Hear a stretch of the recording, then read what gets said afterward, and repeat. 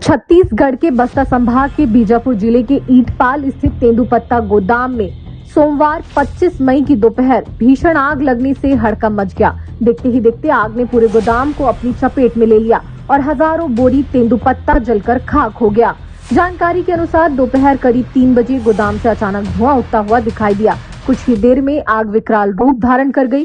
घटना की सूचना मिलते ही दमकल विभाग की कई टीमें मौके पर पहुंची और घंटों की मशक्कत के बाद भी आग पर काबू पाने का प्रयास जारी रहा। ममता बनर्जी ने वीडियो जारी करके बीजेपी के खिलाफ लामबंद होने की अपील की है। आगामीकाल दिल्लीতে যখন যাবে না তখন বুঝবে। बंगाल में करारी हार के बाद पूर्व सीएम ममता बनर्जी ने वीडियो संदेश जारी कर इंडिया गठबंधन के सभी दलों और समान विचारधारा वाली पार्टियों से जून के पहले सप्ताह में बीजेपी के खिलाफ एकजुट होकर मोर्चा बनाने की अपील की है। বিরোধীরা যদি কিছু বলে সেটাকে অপব্যাখ্যা করা হয়। तमिलनाडु में पुलिस अधिकारियों के खिलखिलाते वीडियो वायरल हो रहे हैं। पुलिस विभाग वैसे तो बड़ा ही संजीदा विभाग माना जाता है, मगर तस्वीरों में खिलखिलाते पुलिस अधिकारियों को देखिए। ये अधिकारी तमिलनाडु कैडर के हैं और 10 साल की मासूम बच्ची का बलात्कार के बाद हत्या पर प्रेस को ब्रीफिंग दे रहे हैं। मगर हाव भाव से ऐसा प्रतीत हो रहा है जैसे कोई कॉमेडी फिल्म का दृश्य चल रहा है। तस्वीरों में नजर आने वाले आला अधिकारी आईजी रम्या भारती, डीआईजी स्वामीनाथन तथा एसपी पवन कुमार हैं और ये 10 साल की मासूम बच्ची के बलात्कार के बाद हत्या पर ब्रीफिंग दे रहे हैं। इन्हें किस बात की हंसी आ रही है, ये तो वे ही बता पाएंगे। क्या हमारी संवेदनशील सरकार इस मामले पर कार्रवाई करेगी?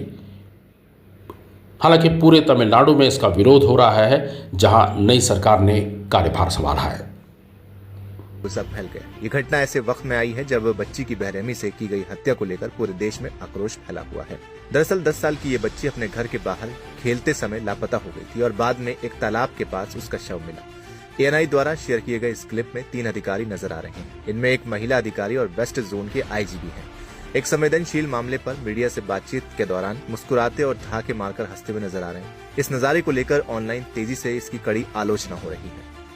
एक यूजर ने लिखा, ये तमिलनाडु की ऐसी आईजी महिला है जो एक बच्ची के बलात्कार और हत्या के मामले में खुलकर खुलासा करते हुए हंसकर अपने नाखूनों को रगड़ रही थी।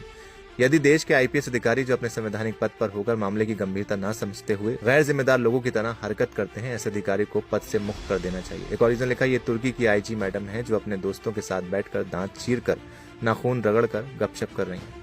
अब कुछ जलनखोर कहेंगे नहीं, ये तो तमिलनाडु की पुलिस ब्रीफिंग का वीडियो है जो एक बच्ची का बलात्कार करके हत्या के बाद हो रहा है। एक और यूजर ने लिखा, डिस्गस्टिंग, कैसे कोई हंस सकता है एक 10 साल की बच्ची के इस केस पर। एक और रीजन लिखा, please resign from your job and go laugh privately at home.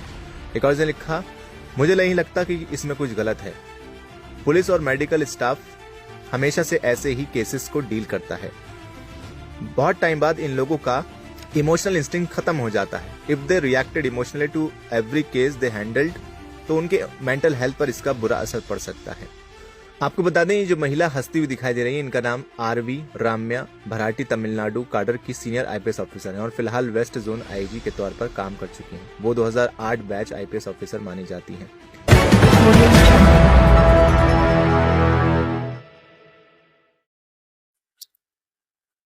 Arms act पर गिरफ्तार हुए कांग्रेसी को लेकर के वरिष्ठ कांग्रेसी नेता टीएस सिंहदेव ने अपनी प्रतिक्रिया दी। धारा के तर्ज भी दर्ज हुआ, तो क्या हथियार चलाया, क्या हथियार था, क्या हथियार पाया गया, कोई आके कुछ उसकी जानकारी नहीं दे रहे। चर्चा हुई तो वो कह रहे हैं कि अभी जांच कर रहे हैं, तो जांच कर रहे हैं तो फिर धारा कैसे लग गई। पार्टी के लोग ये पूछ रहे हैं कि अगर एक घटना घटी तो आप कार्रवाई करो, चाहे वो कोई भी व्यक्ति हो, कांग्रेस पार्टी के हो, अन्य किसी भी पार्टी के हो, कोई भी नागरिक हो, कोई गलत काम कर रहे हैं तो आप कार्रवाई करिए। तो गलत काम कर रहे हैं, क्या उनने धारा लगाई आर्म्स एक्ट का, तो कोई हथियार बरामद किया क्या, फिर हथियार चलाने का धारा लगा दिया, तो हथियार किसी के ऊपर चलाया क्या। तो ऐसी जब बातें दर्ज हो रही हैं तो उससे दिखता है कि चुनाव की प्रक्रिया में कांग्रेस के साथियों को बाधित करने के लिए कहीं न कहीं कोई षड्यंत्र है।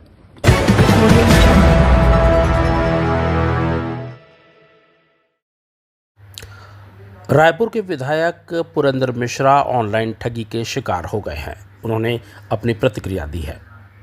देखिए, मैं प्रशिक्षण शिविर में था भारतीय जनता पार्टी के अग्रसेन धाम में, तो 9:30 बजे एक व्हाट्सएप मैसेज में मिस कॉल था।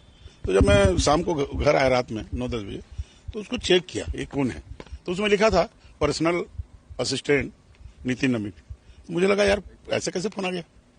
फिर भी राष्ट्रीय अध्यक्ष का कोई पीए लिख के भेजेगा तो मन में संदेह हुआ। उसको वापस मैं फोन किया तो उसने बताया मैं सम्मलपुर के आगे एक जंगल में फंस गया हूं और मेरा डीजल भी खत्म हो गया और ड्राइवर मेरे से झगड़ा कर रहा है, पैसा मांग रहा है।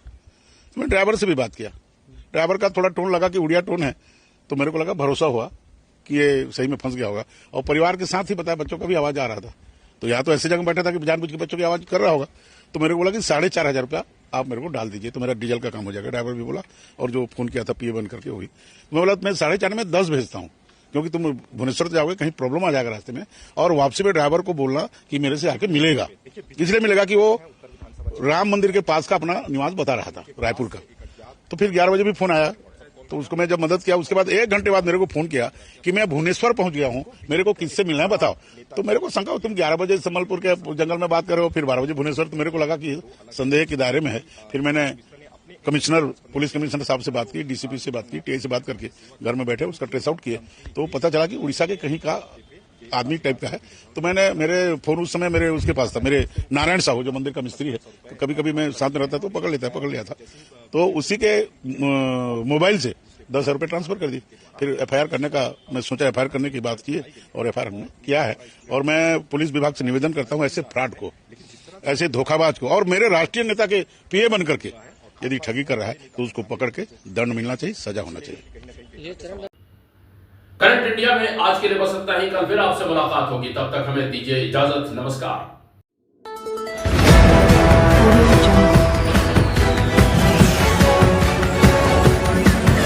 Audio